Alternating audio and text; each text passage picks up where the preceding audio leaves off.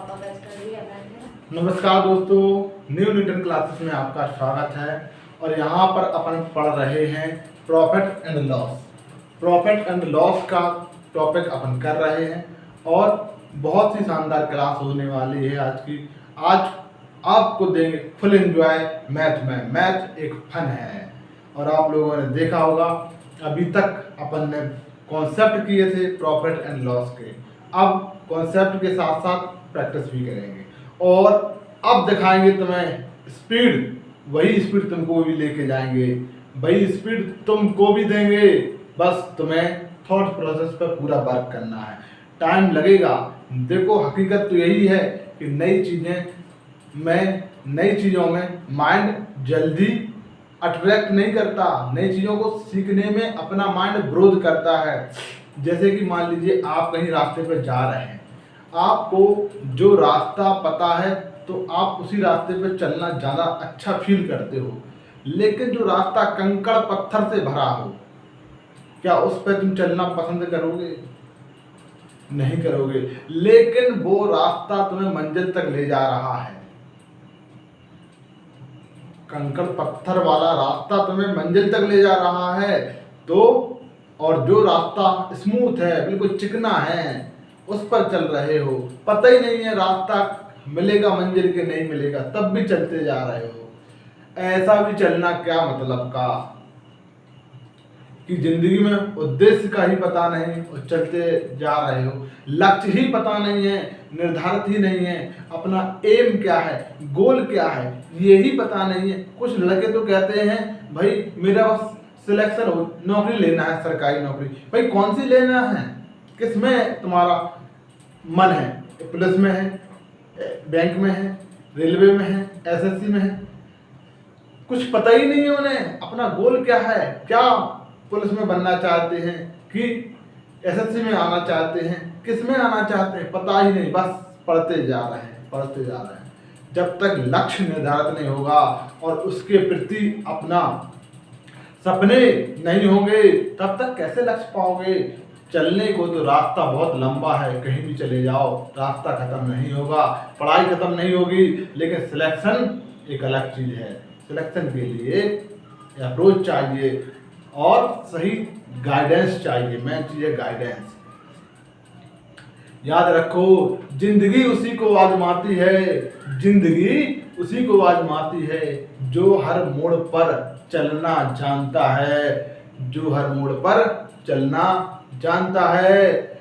खुशियों में कुछ पाकर तो हर कोई मुस्कराता है, पर जिंदगी तो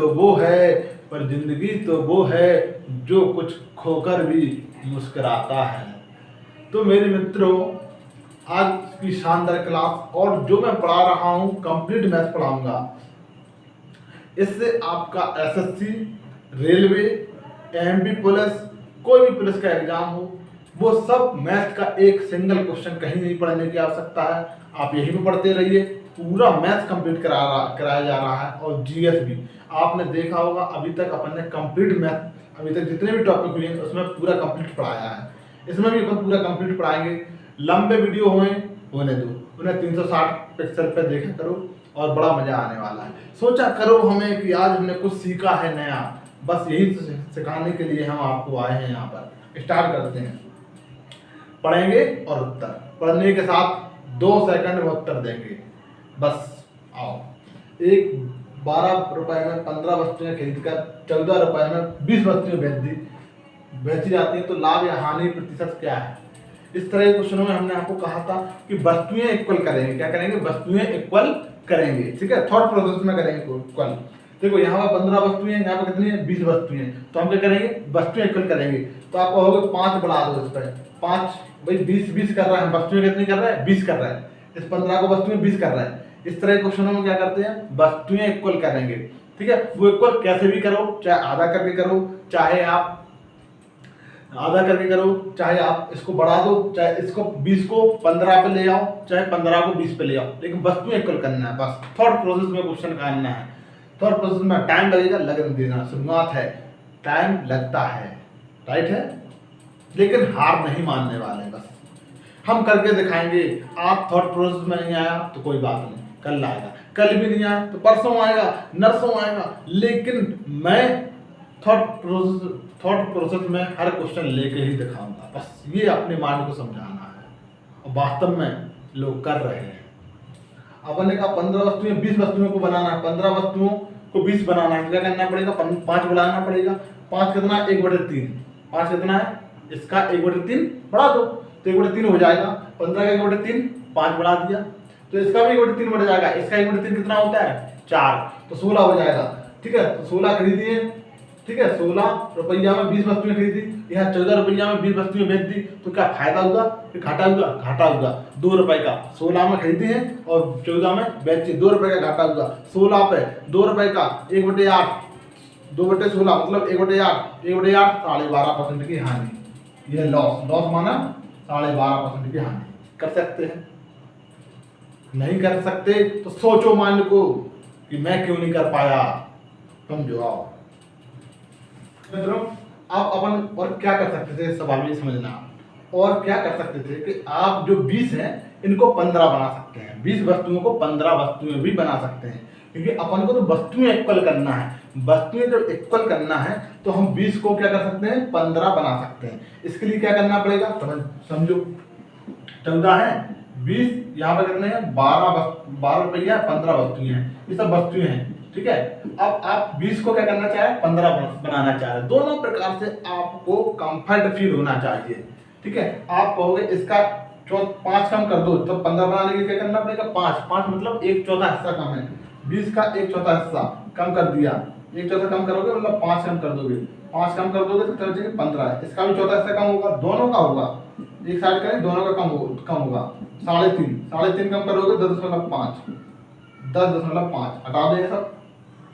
चलो, मतलब क्या हुआ कि 10.5 में आपने 15 वस्तुएं बेच दी, ये खरीदी, ये बेची। घाटा कितने का होगा? आप कहोगे 1.5 रुपए का घाटा हो गया। क्या होगा? 1.5 रुपए का घाटा 12.5 पर। ठीक है, 15 थे 120, 1/8 12.5%। करेक्ट है कि नहीं? समझ में आया? दोनों प्रकार से। लेकिन आपको तो ये सोचना है कि भाई हमको स्पीड कैसे बढ़े हमारी। बस सिलेक्शन तो उसी पे है आज के समय में। सिलेक्शन की रियलिटी तो यही है कि बच्चे लोग नई तरीके पे आना ही नहीं चाहते। वही पुराने पेज पे 2-2 3-3 पेज कर रहे हैं और सोचते हैं कि हम सिलेक्शन ले लें। नहीं होगा सिलेक्शन। रियलिटी तो यही है कि सिलेक्शन तब होता है जब तुम नई अप्रोच पे काम करो। आओ समझते हैं।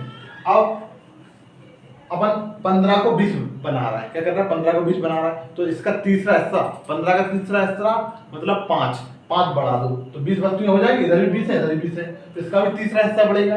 तीसरा हिस्सा मतलब 3 हिस्से करना है, 4 4 4, तो एक हिस्सा बढ़ा दो तो 16 हो जाएगा। 16 हो गए। 20 वस्तुएं 16 की खरीदी और 14 की बेची, 2 का घाटा हुआ।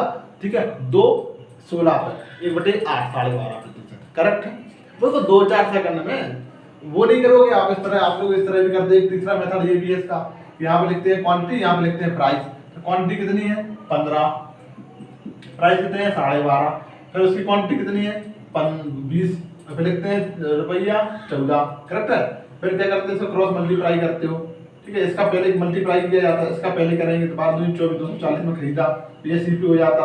इनका करो 15 का इसमें करना है, 15 का 14 गुणा करना है। ठीक है, तो कैसे करोगे? ठीक, आप कर लो, इसके 2 यहाँ दो तो कितने? 30 और यहाँ 7 होते 7 कहीं 210 हो गए। करेक्ट है कि नहीं? करेक्ट है। ठीक है, आप ये एसपी हो जाएगा। इनका गुणा करोगे तो एसपी निकलेगा, इनका गुणा करोगे तो सीपी निकलता है। ठीक है, आप कहोगे भैया घाटा हो गया 30 रुपए का 240 पर। ठीक है, तो 1/8 12.5%। तो इस तरह नहीं करोगे आप क्रॉस मल्टीप्लाई।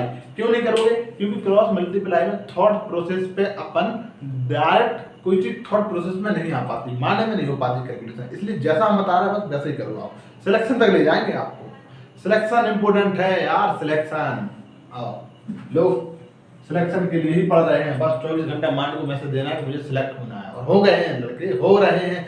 तुम भी हो सकते हो, हर बंदा हो सकता है, बस माइंड को समझा लो अपने।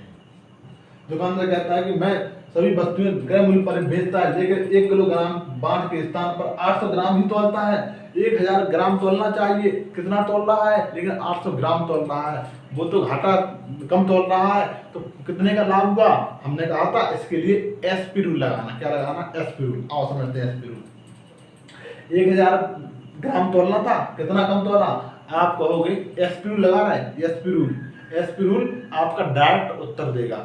आप 1000 ग्राम तोलना था, कितना कम तोला? कम कितना तोला? कम पे आ जाओ, 200 ग्राम कम तोला। किस पे? 1000 पे। 1000 तोलना चाहिए था, 200 ग्राम कम तोला, तो कम तोले वाली वैल्यू इधर आएगी, ठीक है, और बड़ी वाली वैल्यू इधर आती है, करेक्ट है।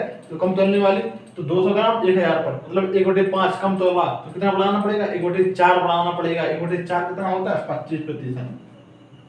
कर सकते हैं। स्पीड देखो, स्पीड के साथ कॉन्सेप्ट भी समझा रहा है, समझो।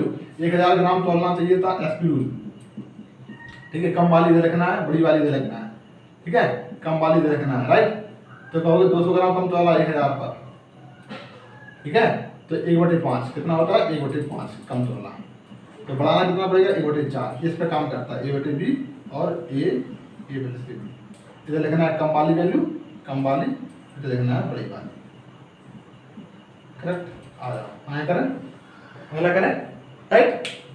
तो मैं नहीं, बहुत बेसिक कॉन्सेप्ट है। आओ आगे करते हैं।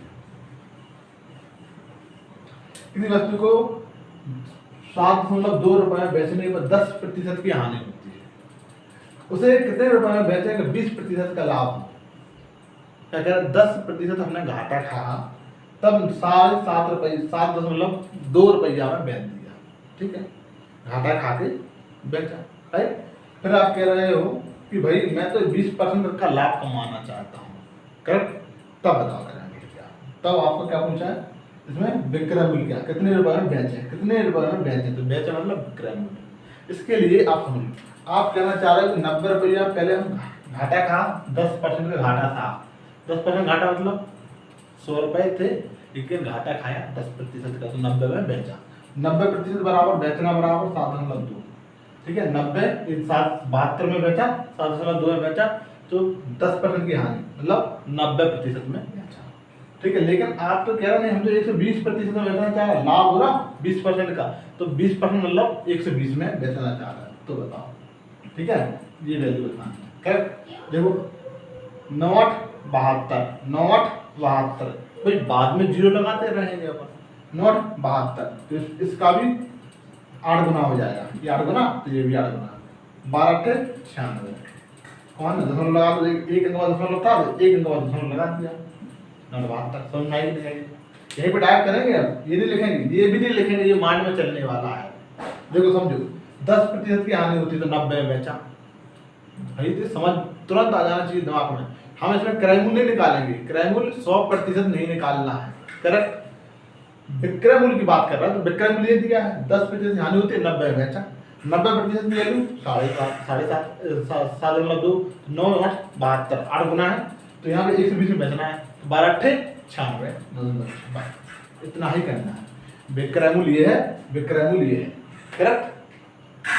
समझ में आएगी, ठीक है। आगे बढ़ते हैं। किसी वस्तु को 12.5% हानि के बदले 15% हानि पर बेचा जाता है, तो 250 रुपये कम मिलते हैं, तो उसका क्रय मूल्य क्या है? ये समझो इस चीज को। वो कह रहा भैया हमें तो तुम 12.5% हानि पे बेचते हो, लेकिन नहीं, तुमने अब 15% हानि पे बेच दिया और घाटा सहा। पहले 12.5% कम घाटा था, अब 15% तुमने और बढ़ा दिया घाटा, ठीक है।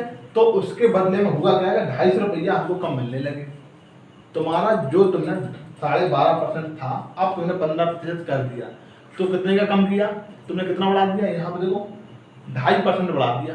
तो हमको 2.5% का मतलब 2.5% तुमने ज्यादा हानि सही, उसके लिए 250 दिया है।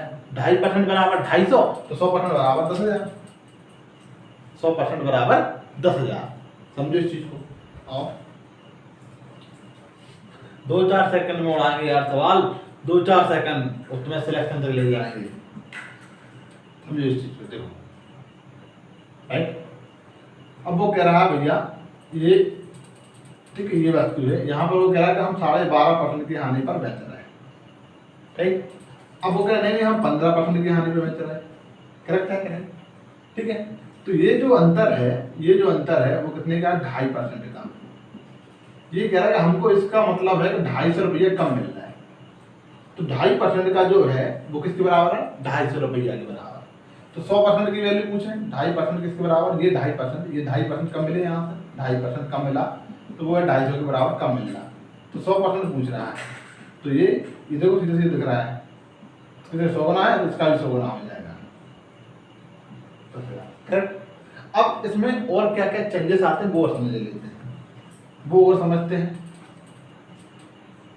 देखो कैसे, अब वो ऐसा पूछ सकता था कि ये लेना है, वो ये भी कह सकता था कि भाई हम 12.5%, ये भी कह सकता है कि मान लो 15% की हानि हो रही, 15% की हानि हो रही, और एक हो रहा है लाभ कितने का, मान लीजिए एक लाभ हो रहा है 10% का, 10% का लाभ हो रहा है, 10% का लाभ हो रहा है।